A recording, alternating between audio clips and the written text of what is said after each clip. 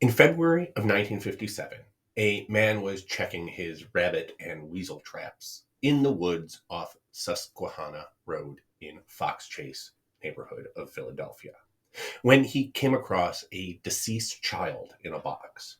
Afraid that the police would confiscate his traps, he chose not to come forward.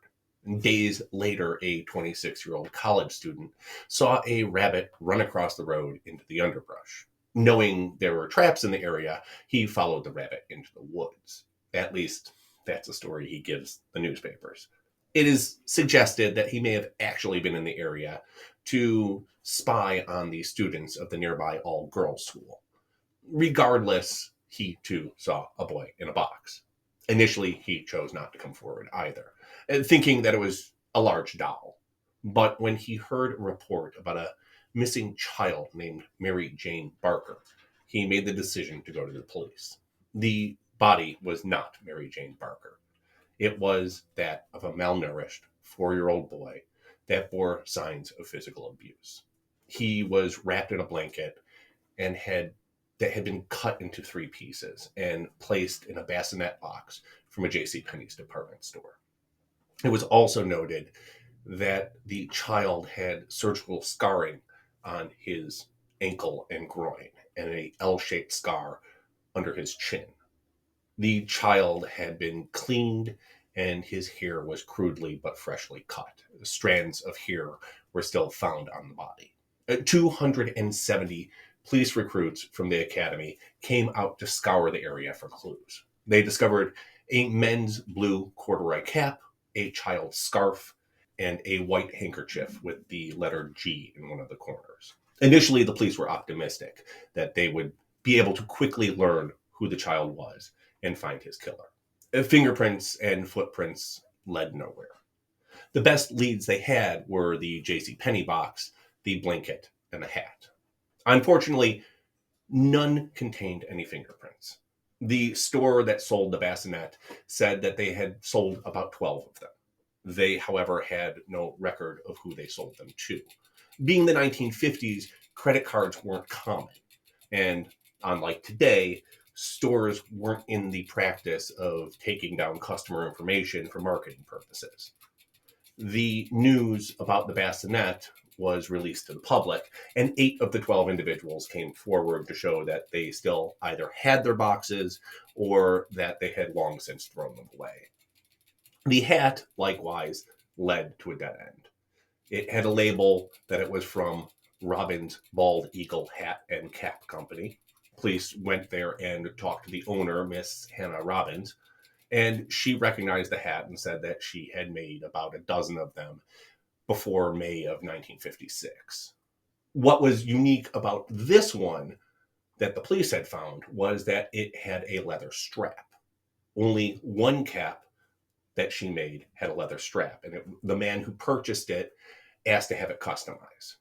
She described him as a blonde man in his late 20s wearing a worker's clothes with no foreign accent.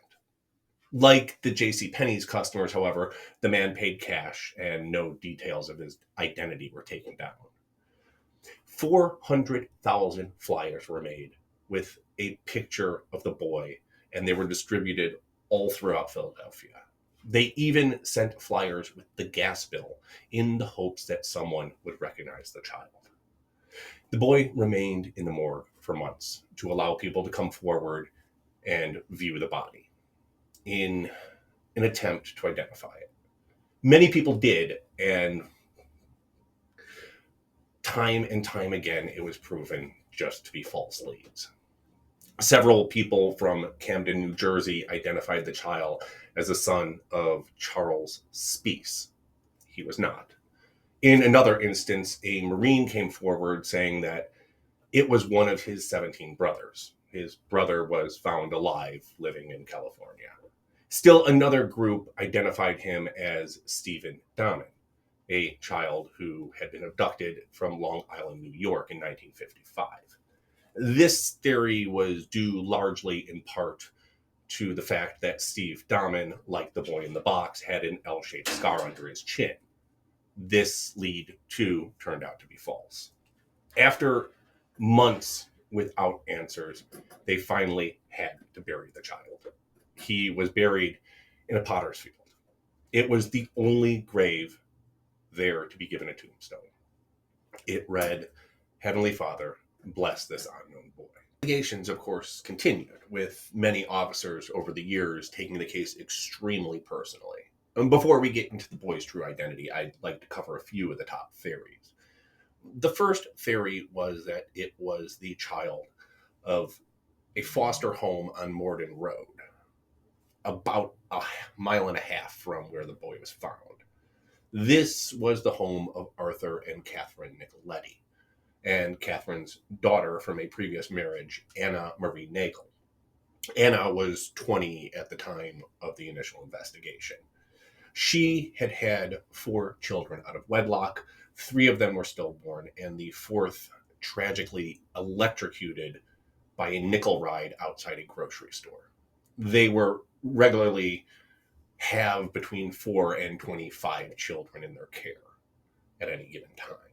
Police talked to the Nicoletti family and determined that all their children were accounted for, and they were not the killers.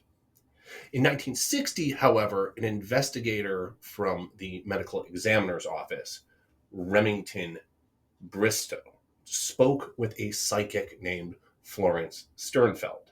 She claimed to be able to identify people by holding a metal object that was somehow connected to them. Remington took 2 staples from the JCPenney box that the child was found in and brought them to Florence in Palisades Park, New Jersey. Immediately, she said that he needed to look for a stone house with a wooden railing and a log cabin on the property.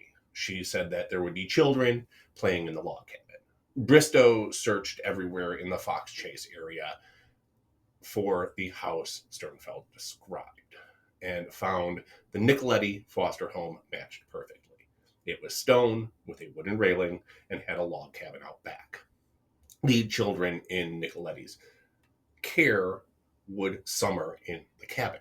When he went there, he found the Nicolettis were getting out of the foster business and moving away. The home was for sale, and they were having an estate sale with many of their possessions. Among them was a bassinet that matched the description of one of the ones from JCPenney, and blankets similar to the one the child was wrapped in. These blankets, too, were cut just like the one from the crime scene. It was explained that this was for them to better fit the cots in the cabin. Bristow was convinced that the boy in the box was the illegitimate child of Anna Marie Nagel. When Arthur Nicoletti married his own stepdaughter, Bristow used this to reinforce his theory. Detective Tom Augustin interviewed Arthur Nicoletti again in 1998 and determined that they were not involved in the crime. Another lead came in 1961 when Kenneth and Irene Dudley, were 2 traveling carnival workers, were arrested in Lawrenceville, Virginia, after their 7-year-old daughter died of malnutrition and neglect. Under questioning, it was revealed that 6 of their 10 children had expired in a similar fashion. Their bodies were dumped in various locations throughout their travels. The boy in the box, however, was not one of them.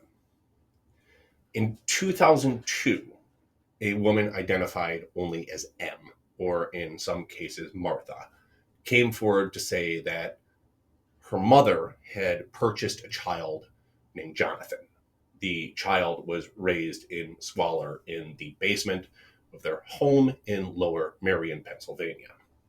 He slept in a refrigerator box amid dusty coal bins and used a floor drain as a toilet. When the child died, she claimed that they cut his long hair and trimmed his nails. She and her mother then wrapped Jonathan in a blanket and placed him in the trunk of their car, looking for a place to dump the body. When they came to the woods in Fox Chase, they pulled over and a man stopped his car and asked if they needed help. They ignored him until he went away. This matched a witness description, seeing a woman and a child standing by their car. An extensive search of the statements made by M turned up with nothing, and it's highly plausible that she made up her whole story. So, who is the boy in the box? Well, DNA analysis revealed that his name is Joseph Augustus Zarelli, the son of Augustus John Zarelli, or Gus, and Mary Elizabeth Plunkett, known commonly as Betsy. Now, before you go hating on the Zarelli family, which many have, Gus may not have even known that Joseph was born, and Betsy put him up for adoption. Who raised Joseph and how he came to find himself in the woods in Fox Chase is still a mystery. In 1998, he was moved from the Potter's Field, where he was originally buried, to Ivy Hill Cemetery with a headstone reading America's Unknown Child. On January 13th, 2023, Joseph's 70th birthday, the headstone was updated with his full name and image.